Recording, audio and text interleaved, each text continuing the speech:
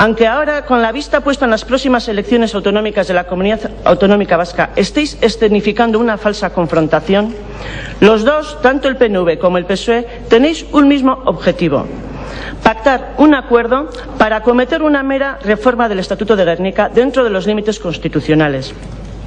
Lo mismo que se recoge en el plan del PSE, o dicho de otra manera, en el plan López. Tanto Zapatero como el señor López e Iñigo Urkullu habláis siempre en los mismos términos. Bai, hori da zuen autua, eta inoiz baino nabarmenagoa da PNVk ez duela proiektu abertzalerik Euskal Herriarentzat. 30 urte geroago, jada kadukatuta, agortuta eta porrot egina dagoen produktu bera saldu nahi diguzue.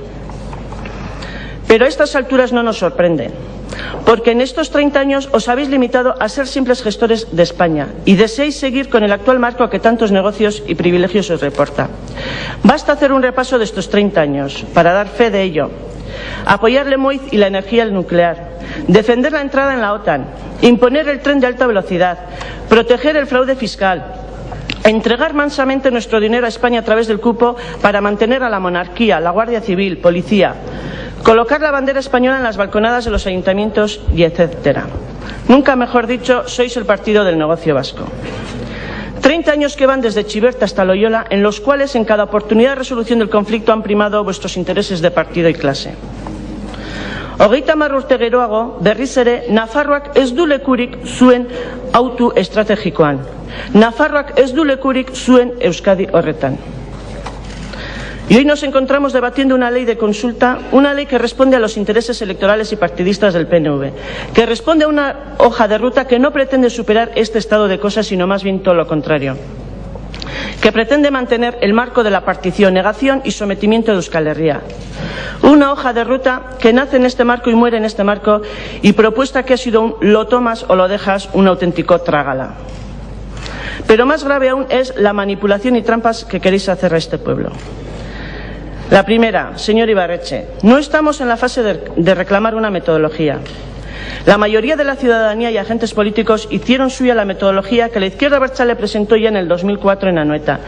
Metodología que, por cierto, presentáis manipulada y mutilada en forma de Anoeta para la Comunidad Autónoma Vasca. Esa fase ya la superamos. Este pueblo se encuentra en la fase de definición del cambio político. Y yendo al contenido concreto de las preguntas.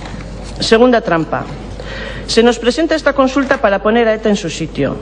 Detrás de estas palabras se esconde el objetivo perverso de intentar desfigurar las claves del conflicto político.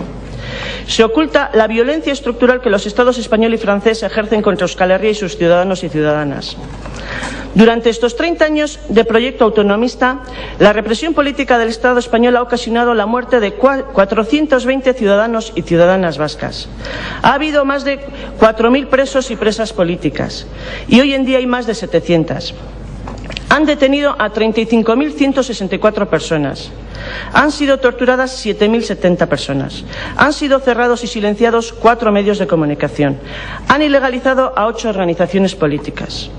Señor Ibarretxe, ¿acaso no es hora de poner al Estado español en su sitio, aquel que además de negar la existencia de Euskal Herria nos niega a poder decidir sobre nuestro futuro?